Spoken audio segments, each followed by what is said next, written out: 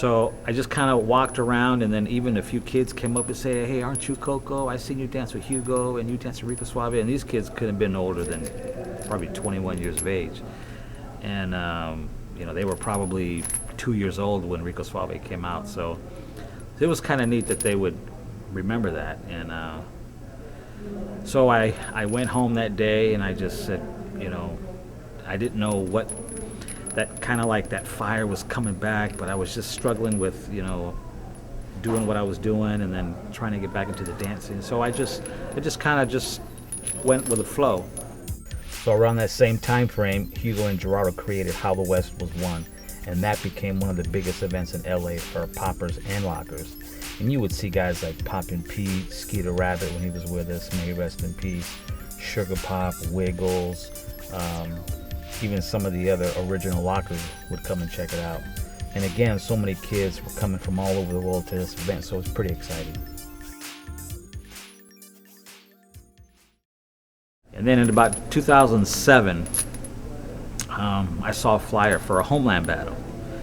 And I remember some kids wearing Homeland t-shirts, but I had never been there and only heard about the place. So I decided I was gonna go check this place out. So cruised down to Long Beach, and again, I got there and I saw all these kids there, and I was like, and I saw all these good dancers and a lot of good poppers, and I was like, wow. I said I was just blown away. I said it's, street dancing is reborn again. So I was talking to Iceman, and he was telling me, hey, we got this little thing going on Monday nights. We have some poppers and lockers come in, and we have some classes, and if you want to come down and help out, maybe some of these kids want to learn. So I said, all right, I'll come check it out. So I came Monday night, and saw all these kids, and that's when I realized that this is where I think I need to be.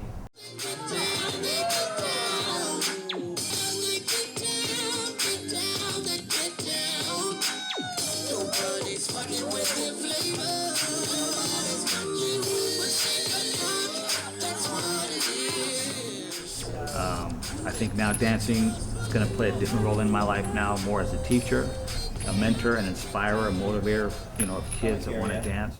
And now you're going to sit on it. Okay, and here's what. So some have asked me, Coco, what's going to be your legacy? And if you would have asked me that 10, 15 years ago, I would have said, oh, I would have been famous for this video or that movie, but no one's legacy is what they boast of themselves or, what they say about themselves. It's what others say about you. So for me, it's going to be very simply what I've given back to the dance community. That's going to be my legacy.